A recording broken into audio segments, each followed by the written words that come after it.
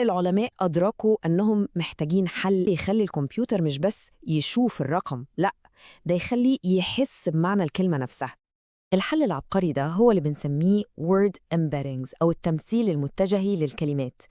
الفكرة هنا بقى مش إننا ندي الكلمة رقم واحد وخلاص، لأ، إحنا بندي كل كلمة مجموعة من الأرقام، كذا رقم مع بعض بنسميهم متجه. الأرقام دي بتشتغل كأنها إحداثيات زي الجي بي اس كده، بتحدد مكان الكلمة دي فين على خريطة عملاقة للمعاني. والجميل في الخريطة دي إن الكلمات اللي معناها قريب من بعض أماكنها على الخريطة بتكون قريبة من بعض. يعني هنلاقي كلمة قطة محطوطة جنب كلمة كلب، ومدرسة هتلاقيها قريبة من جامعة. بس في نفس الوقت الكلمات دي كلها هتكون بعيدة قوي عن كلمات زي سما أو بحر. بالطريقة دي الكمبيوتر لأول مرة بدأ يستوعب إن في علاقات بين الكلمات. والأغرب والأجمل من كل ده إن الكمبيوتر بقى بيقدر يعمل عمليات حسابية على المعاني.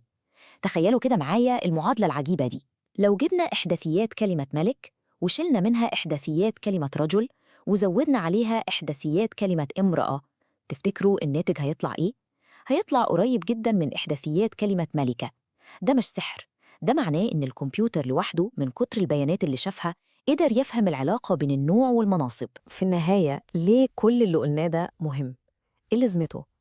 لأنه ببساطة هو حجر الأساس لكل حاجة، حرفياً كل حاجة بنشوفها النهاردة في الذكاء الاصطناعي اللي بيتعامل مع اللغة.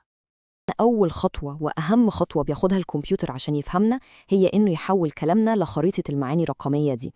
من غير الخطوة دي كلامنا بالنسبة له هيفضل مجرد حبر على ورق.